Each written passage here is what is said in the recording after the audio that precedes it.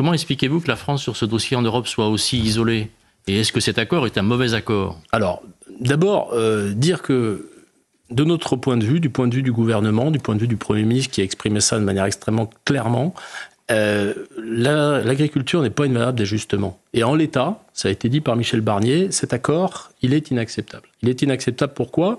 Il est inacceptable parce que il ne comporte pas suffisamment de clauses qui permettent la réciprocité. La réciprocité, ça veut dire appliquer aux marchandises qui rentrent sur notre territoire et sur le territoire européen en l'occurrence, les mêmes contraintes en termes de normes sanitaires, les mêmes contraintes en termes de normes environnementales, notamment le fait de respecter les accords de Paris qui prévoient des limitations d'émissions de CO2. Cet accord, aujourd'hui, nous jugeons qu'il ne... C'est vous qui dites ça, il n'y a que la France qui dit ça aujourd'hui. Non, pas tout à fait. Je pense qu'il y a d'autres pays européens qui peuvent être sur une ligne un petit peu similaire. Mais ce que je veux dire, c'est que le commerce international, par principe, nous n'y sommes pas opposés. Mais il faut qu'il soit juste. Il faut que nos agriculteurs et aussi nos industriels, nous allons en reparler, jouent à armes égales. Vous, Marc Pervassi, vous êtes le ministre de l'Industrie et cet accord, a priori, il est très bon pour l'industrie française qui va pouvoir exporter beaucoup plus dans ces pays. Oui, je suis le ministre de l'Industrie et j'aurai l'occasion de vous dire ce que je pense en termes commercial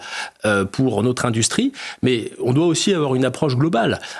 Quand on négocie... Le ministre de l'Industrie, pardon, on aimerait bien entendre ce que vous avez à dire au terme de l'industrie. Quand on négocie, on doit prendre en compte l'intégralité des filières, l'intégralité des impacts, les impacts sur l'agriculture, les impacts sur l'industrie, les impacts sur toutes nos filières économiques. Et s'agissant de nos agriculteurs, eh bien, je dois le dire, cet accord n'est pas un accord équilibré, ça n'est pas un accord juste. Il n'y a pas suffisamment de mécanismes qui permettent de contrôler ce qu'on appelle les mesures miroirs, c'est-à-dire ces mesures qui permettent d'assurer qu'il y a de la réciprocité dans ce que font les agriculteurs argentins, brésiliens et ce que font les agriculteurs français. Et donc, cet accord doit évoluer. Mais c'est la position française, elle est constante, elle ne change pas. Mais que je comprenne bien, à vous entendre, globalement, l'accord serait favorable à l'industrie, défavorable à l'agriculture. Dès lors, il faut trouver un nouvel arbitrage. Non, il faut trouver un équilibre qui permette de faire respecter ce principe simple pour tous les secteurs, que ce soit l'industrie ou l'agriculture, qui est la réciprocité. C'est vrai pour l'industrie, c'est vrai pour l'agriculture,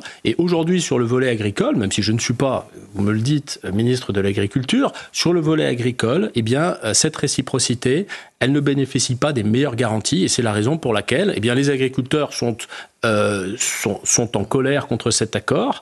Les agriculteurs... Vous comprenez leur colère ?